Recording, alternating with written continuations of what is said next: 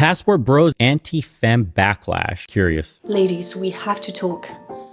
Our men are leaving, they truly are. We've pushed too far, we asked too much of them, and now they are leaving. The best of them... Sorry, the best of them are leaving. So who's going to provide for us? Because I don't want to work. Who's going to build buildings and bridges to go from one place to another? Who's going to lift us up when we faint? Because it happens all the time. Who's going to go to war? Not the soy boys, not me. Ladies, our men, real men, build this nation, and we complain about having to clean the kitchen and period pains. Like, what is wrong with us? I want to say to the men watching this, we need you. Please stay. Bonjour, my name is Alice, welcome back to my channel. Let me just start by saying that no, Western women aren't afraid of lame dudes leaving to find traditional women abroad. That's what passport bros are. I mean, seriously, what motivates you to leave your country, your friends, your family? Is that you're too scared of independent women? You want someone who is dependent on you and serve you like your mom?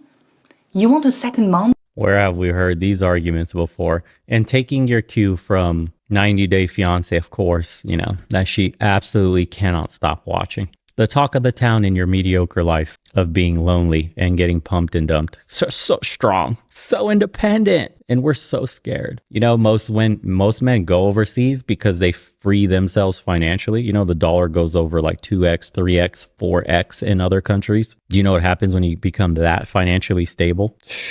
Joy, I mean, grow up, goddammit. I wish I could say, please do go away, but it also annoys me to think that foreign women will potentially have to deal with those dudes, you know, the Myron Gaines type from Fashion Fit, who also threatened once to go find a woman abroad. I thought I had to say that because as I was researching for this video, I kept on hearing the same argument, you know, like Western women are scared, men are gonna fly away to different countries and just leave them all alone. And to be honest, I'd rather stay single with a bunch of cats than having to date someone like Myron Gaines, but that's not the topic of the video. Anyway, let's talk about the serious stuff. Passport bros are at the intersection of various phenomena. The first one is the digital nomad movement, which grew thanks to the development of the internet, the World Wide Web. Being a digital nomad means that you have built a business online that allows you to travel the world, to live abroad, and eventually pay lower taxes or outsource some of your work. The trend was born with the release of Tim Ferriss' 4-Hour Work Week. It's a book that explained how to go from scratch, really, how to build your business online and how to eventually enjoy life in cheap, warm countries with all the money you've made. What's wrong with that? Part of the appeal of the passport bros trend is exactly that. They showcase a world that looks like non-stop holiday while you are stuck at uni or working a boring 9-to-5 job. So that's the first element I see. The second element is obviously the traditional wife aspect.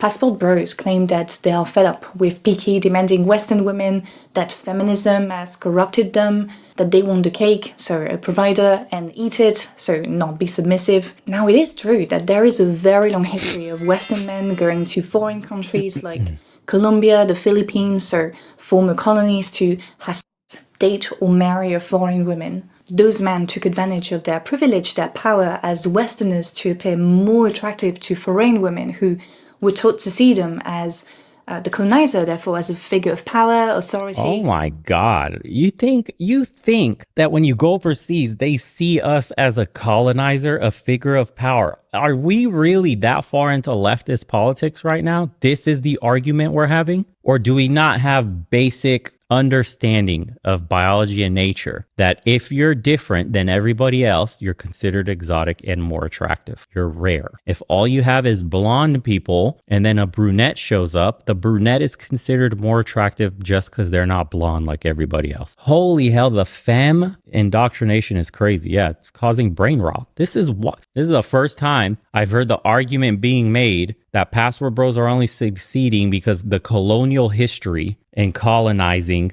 being anything in a, what would you say, destination country's mind? Unreal. The Philippines, for example. You think you're walking the streets and they look at you and go colonizer, attractive, indoctrinated, superior. There's like, oh yeah, there's a fucking American guy. There's a Brit. There's a Frenchman. Oh wow, they're attractive. Why? Probably has money because Western salaries are higher. What else?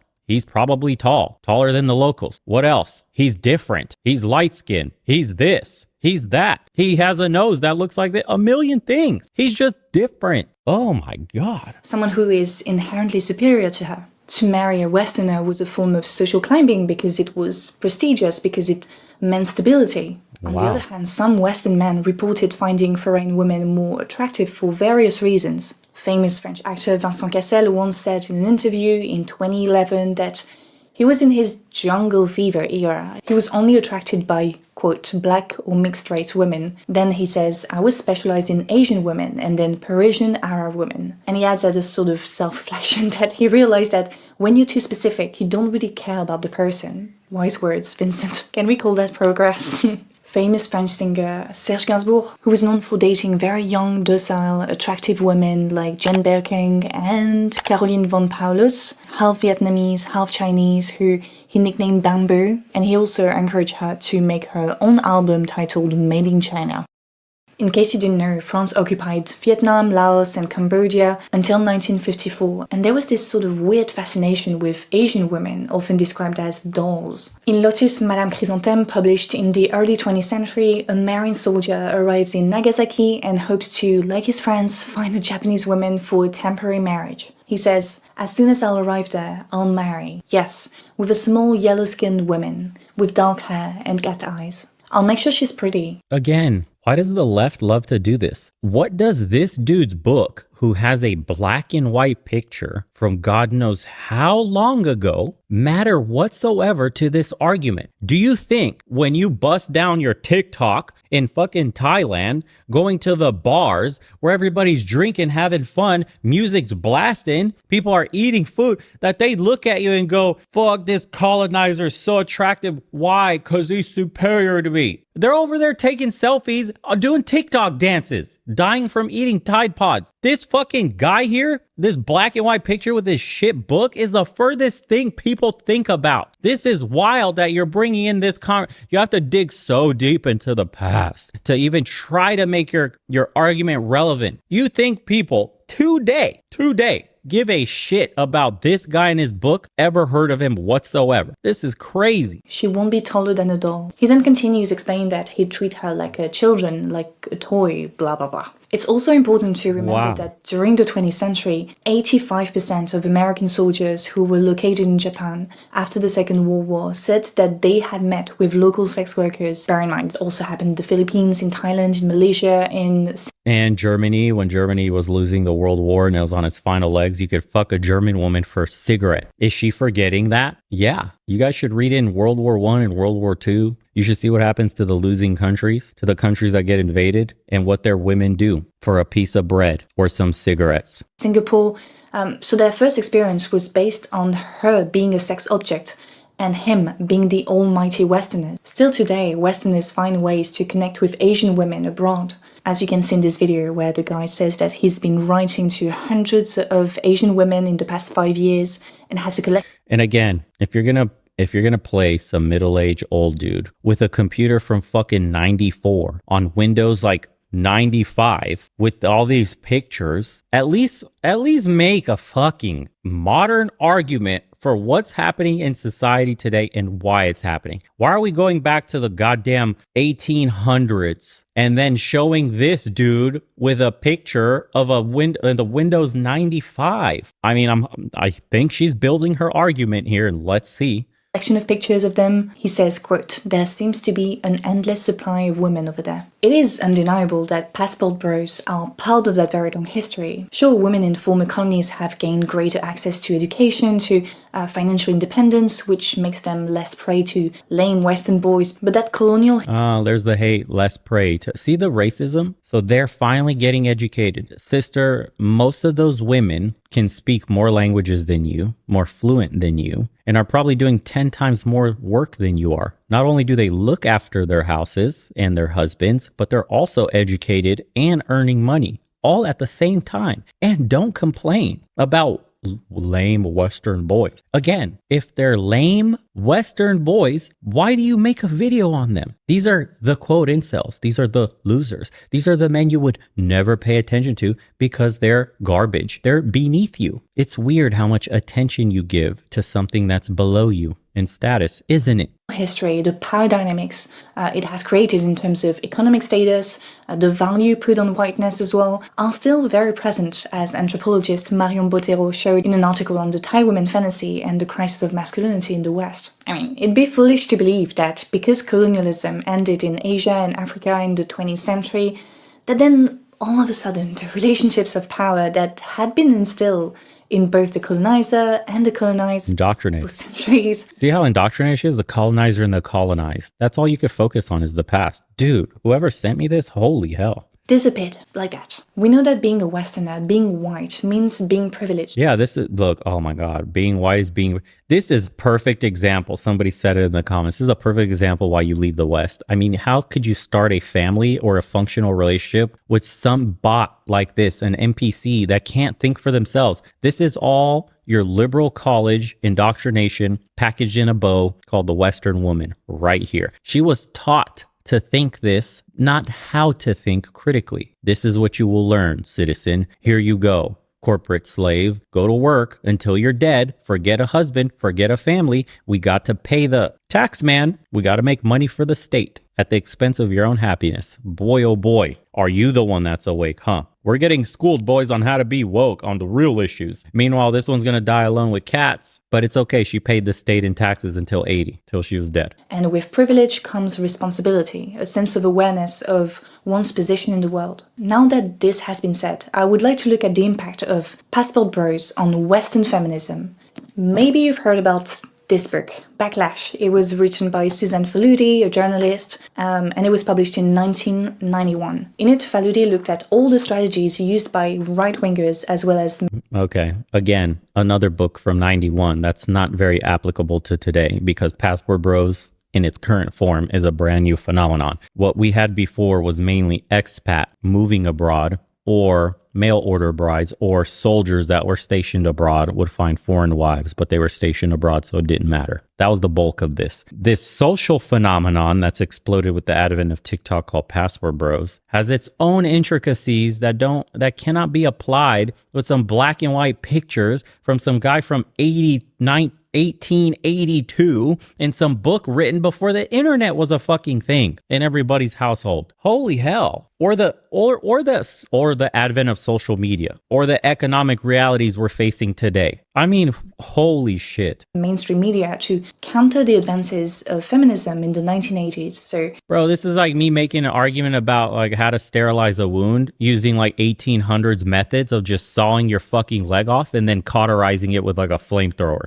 Just burn the shit, bro. You got to cauterize the wound. That's the only way we can prevent infection. Like, you know, you know what I mean? What is happening?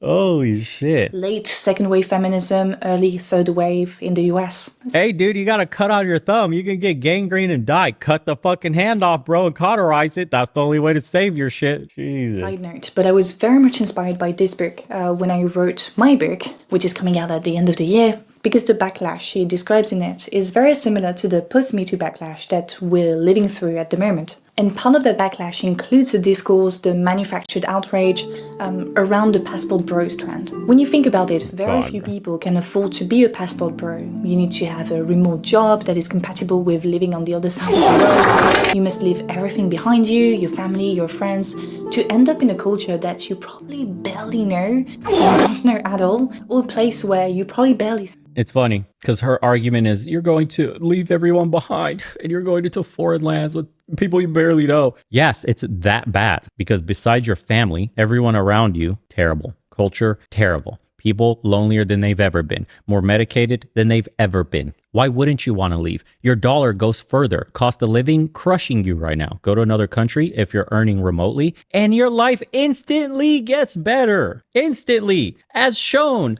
by people on TikTok who have traveled and completely changed their lives. 180. The moment they set foot there, they're happy. They're smiling, tan, always out with people. experiencing different things, living. They are living life, not surviving anymore. You wouldn't understand that. Look at your face. You are angry. You are bitter. You are alone. You read a bunch of books and have no real world experience. It's nice to sit in your dark ass room and theorize why people do what they do with books from 91 and some fucking guy from like the 1700s. How about you sit down and talk to men? Speak the language. Very few people can do that, and very few people actually do that. I remember when I was watching a lot of self-help many years ago, I was struck by the number of hustle bros who would go back to the US after spending a year or two in exotic countries because the culture shock was too intense. They could not handle it. What is interesting with the passport bros is the discussions it triggers in the West. Men of the men's movement have used this opportunity to tell Western women to be careful because men are leaving to find decent wives abroad. That message was then relegated by other right-wing and self-proclaimed apolitical channels on YouTube. Those people, channels, use the outrageous nature of that trend to push an anti-feminist agenda. In Backlash, Faludi talks about the pressure put on women to marry young and forge a family. She tells about a Newsweek story that declared that single, 40 years old, college-educated white women are more likely to be killed by a terrorist than to marry. That line was then repeated in women's magazines, in talk shows, in advice books, the same way the, quote, men are leaving to find wives. Okay, this video here, when we covered it, it got, I don't know how many millions of views across social media platforms that I posted it on. This video here with these three women set off every Western female. You cannot do the comment section on that Instagram post. I don't know, it has like 4, 5, something, 6 million views. I can't even remember. I haven't even checked it. The amount of cope in the comment section is unreal. I gotta find it. Hold on. You will not believe this. I'm gonna read some of these. Almost. Here we go. 3.5 million views. 3.5 million views, and it was basically this video. This is why Western women is meant is free. And she's a housewife and she takes care of 2 kids. It's not how we didn't say that we steal the men. We don't steal the men. They're coming here. They're just clowning Western. All right, dude. That video right there. Dude, this video set off. Dude, I'm telling you, the comments are so butthurt. So we have one of the top comments says, as a conservative female, it's not Western women, it's the left. That's like about as good as it gets. And then there is the constant shit that you hear. The men are predators. We didn't want them anyway. Those men that are leaving are garbage. And things of that nature, just shaming. And then people having battles, dude, in the comment section, like novella level battles. I mean, people can marry who they want, whatever makes them happy. Or basically saying that these women are dumb, that, they're uneducated, that good luck being a stay-at-home wife. Like, what kind of life is that? Yeah, I don't even have time to read them all, but you should look at it on like Legion of Men on Instagram. It's hilarious. Abroad, circulated on social media. But when it was time to figure out where the terrorist story actually came from, a former Newsweek bureau intern explained that it started as a joke. It has no scientific background, but somehow someone took it seriously and it ended up on print. It is interesting to see that the article specifically targeted college-educated white women because they were the feminists that were most represented on TV at the time. They were and still are to some degree what people think of when we talk about feminists.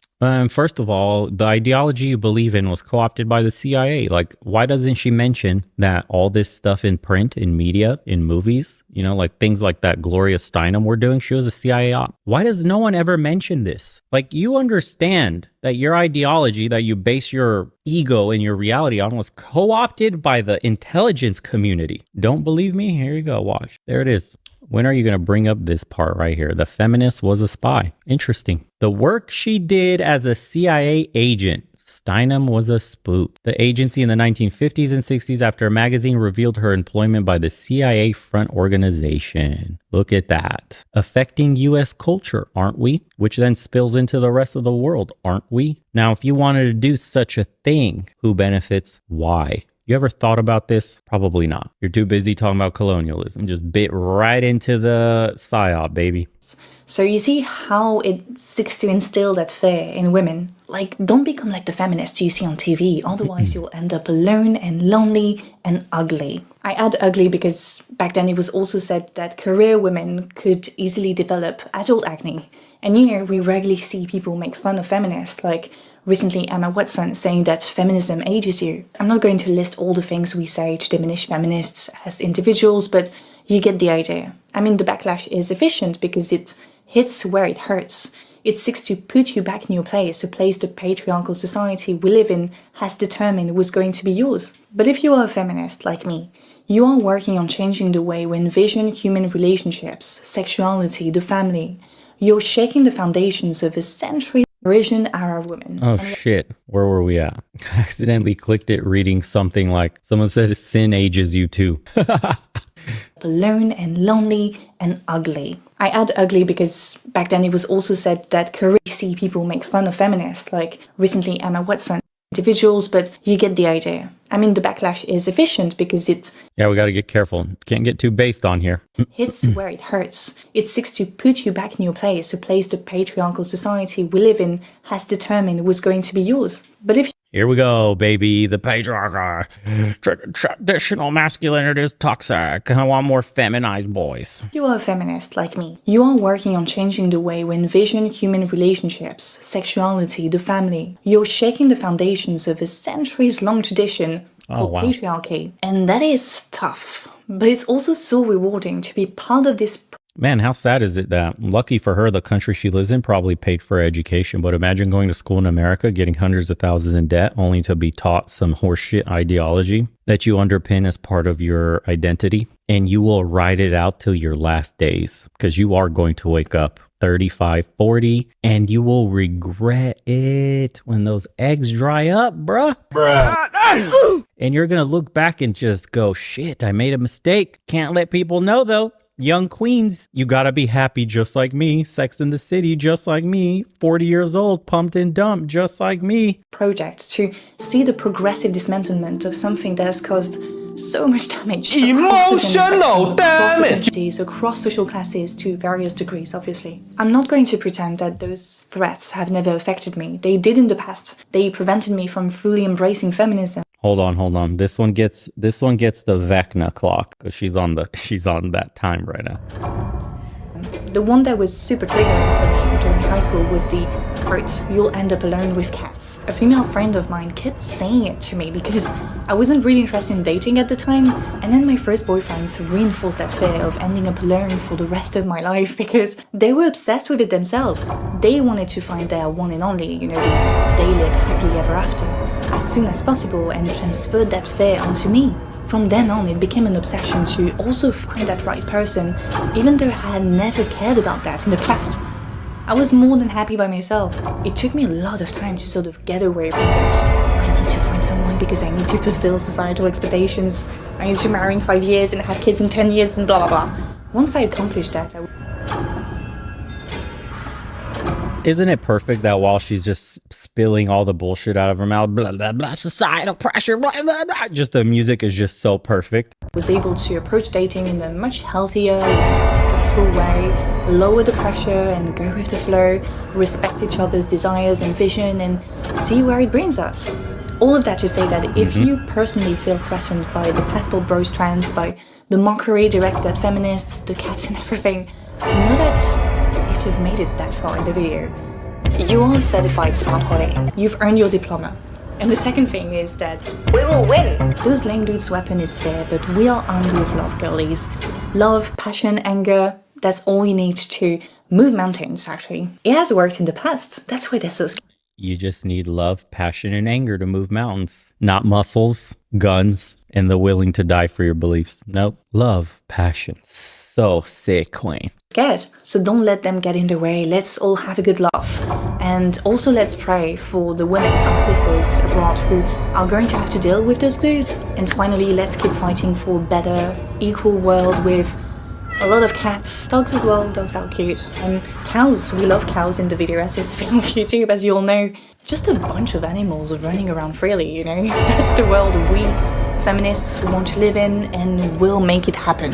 By the way, it's a joke, obviously. I can already see people clipping out that portion and being like, this is modern day feminism, see? These women are degenerates.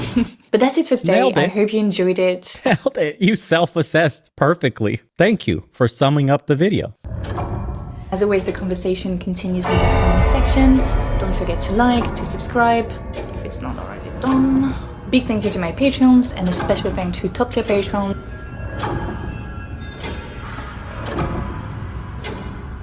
Good luck to you, sis.